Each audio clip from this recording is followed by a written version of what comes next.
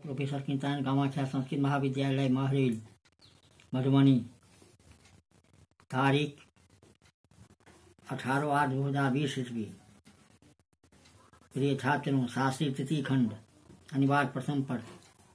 आज का यह विषय है संस्कृत वाङ्मय का इतिहास। कुमारदास ये सब कुछ राष्ट्रीय स्तर के विषय वस्तु हैं। कुमारदास संस्कृत के निसंदेह एक प्रतिभाशाली कवि हैं, परंतु दुर्भाग्यवश इनसे महाकाव्य पूरे रूप में प्रकाशित होने का श्रेय आज भी प्राप्त नहीं है। सबसे पहले लंका के विद्वान संस्कृतज्ञ प्रिंसिपल धर्मराज ने संधली भाषा में उपलब्ध एक टीका ग्रंथ सन के आधार पर इसका संस्करण निकाला था।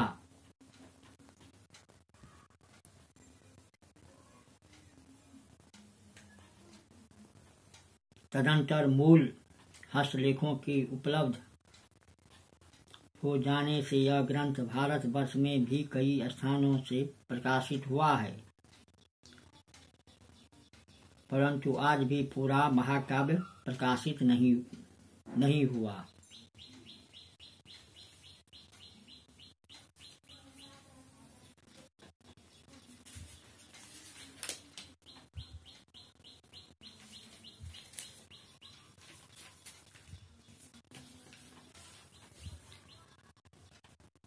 कहा जाता है कि जानकी हरण की कालिदास ने खूब प्रशंसा की, जिसे सुनकर कुमारदास ने कालिदास को सिंघल बुलाया। कालिदास राजा के आग्रह करने पर लंका गए और वहां किसी सुंदरी के यहाँ उनका आना जाना आरंभ हुआ। दुर्भाग्यवश कालिदास पकड़ लिए गए और मार डाले गए।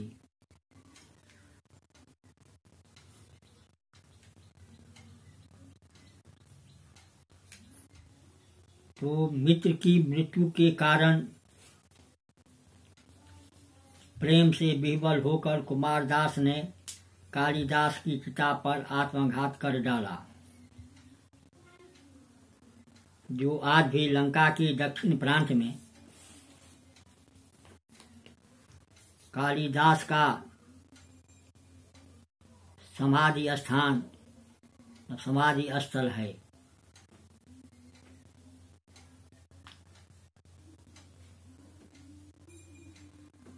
समाधि स्थान के पड़ोस के वृक्ष कहा करते हैं, किंतु कुमारदास ने अपने मित्र के प्रसन्नार्थ उनकी ही भाषा में एक पहले पूछी, जिससे कालिदास ने बूझ लिया और उसका उत्तर अपनी मातृभाषा में दिया। कुमारदास और कालिदास की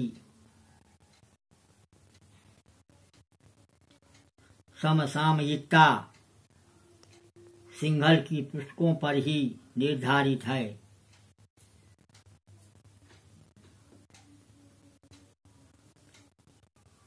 राजशेखर के उपर्युक्त श्लोक से तो इतना ही ज्ञात होता है कि कुमारदास कालिदास के अनंतर हुए,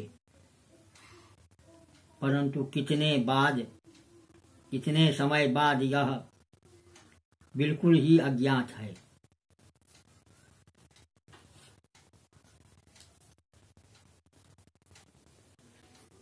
कुमारदास 6वीं सदी के सिद्ध नहीं होते, वरन नंदर गीकर महाशय की सम्मत में 8वीं सदी के अंतिम चतुर्थांश और नवी के पूर्वार्ध के बीच में किसी समय में इनका जन्म हुआ था। इस समय निर्धारण का मुख्य कारण यह है कि जानकी हरण में कुछ नए शब्द उनकी विशिष्ट अर्थों में प्रयुक्त पाए जाते हैं।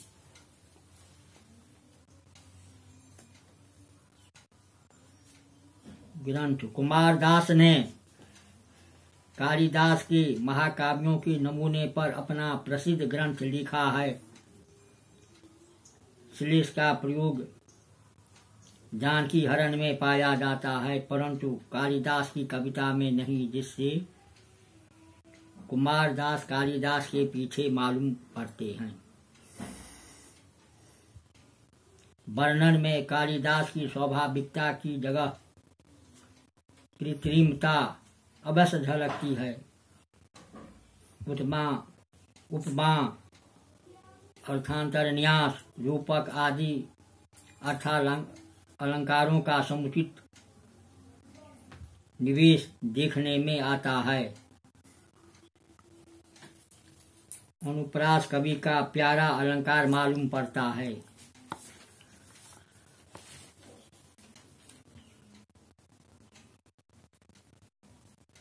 महाकाव्यों की रीत से युद्ध, महल, ऋतु,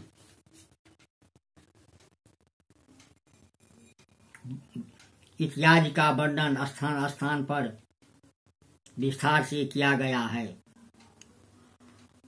वास्तव में जानकी हरण की कविता कालिदास की प्रसाद गुण विशिष्ट कविता के समान है। जानकी हरण कुमारदास की एकमात्र रचना है। इस महाकाव्य में 20 सर्ग हैं।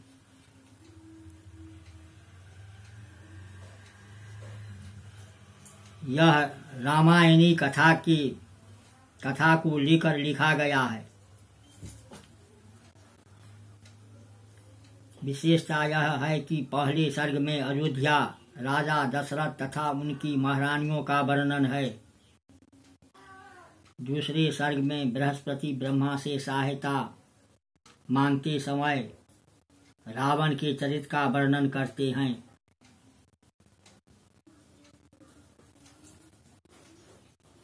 तीसरे सर्ग में राजा दशरथ की जलकेल तथा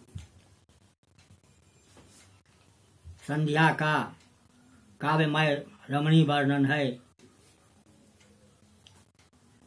चतुर्थ तथा पंचम सर्गों में दशरथ के महल में 4 पुत्र पैदा होते हैं और राम जन्म से लेकर तारका तथा सुबाहु वध तक की कथाएं हैं। खष्टसर में राम लक्ष्मण को साथ लिए विश्वामित्र की जनकपुर पधारते हैं और जनक से उनकी भेंट होती है। सप्तम में राम और सीता का प्रेम तथा विवाह है। अष्टम सर्ग में उनके विवाह जन्य आनंद की बातें हैं। नवम सर्ग में सब भाई अयोध्या लौटते हैं। दसम सर्ग में दशरथ राजनीति के सिद्धांतों का प्रतिपादन करते समय एक लंबी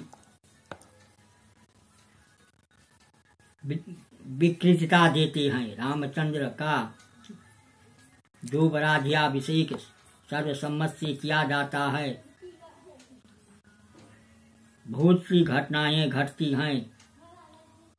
सर्ग की समाप्ति के पहले ही जानकी हरण हो जाता है।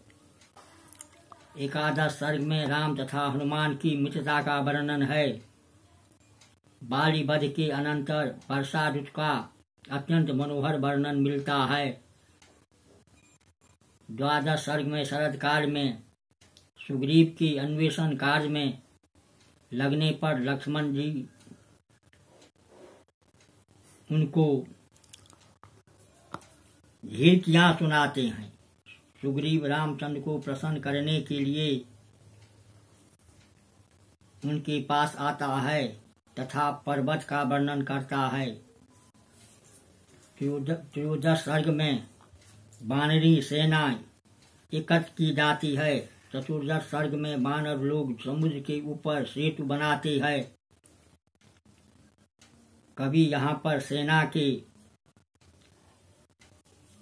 पार जाने का चमत्कारी वर्णन करता है।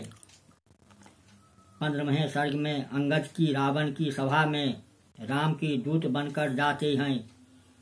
16वें में राक्षसों की कमनीय कविताओं का वर्णन है। 17वें सर्ग से लेकर 20वें सर्ग तक संग्राम का वर्णन है। अंत में रामचंद्र रावण पर विजय प्राप्त करते हैं। राम विजय के साथ यह महाकाव्य समाप्त होता है। जानकी हरण नाम से वर्ण विषय केवल जानकी का हरण ही प्रतीत होता है, परंतु वस्तुतः इसमें पूरी राम कथा है। अंतिम 20वें सर्ग का विषय रामा विवेक में फलतः राम के जन्म से लेकर राम के अभिषेक तक पूरी घटनाएं यहाँ संकलित है। कवि को विधाता ने काव्य लिखने की प्रतिभा विशेष रूप से प्रदान की थी। प्रकृति को कवि ने निरीक्षण किया था तथा आश्रम आदि के वर्णन में वह पूर्णतया सफल है। बाल प्रकृति का भी उसका वर्णन बड़ा ही मनोहर तथा मनोरंजक है। दूसरी का सौंदर्य भी उसका उपेक्षा का विषय नहीं है। इस प्रकार हृदयावर्धक काव्य के लेखकों में यह कुमार दास को परम प्रवीण पाते हैं। यह कालिदास का मित्र भले न रहा हो, परंतु उनकी कविता का पूर्ण प्रशंसक तथा सफल अनुकर्ता को तो अवश्य था। इस विषय में कोई विप्रति नहीं हो सकती। कालिदास के वर्णन की स्पष्ट छाया जानकी हरण के वर्णन में है। जानकी हरण का द्वितीय सर्ग कुमार संभव के द्वितीय सर्ग से विषय तथा शैली के विषय पर पूर्ण समता रखता है।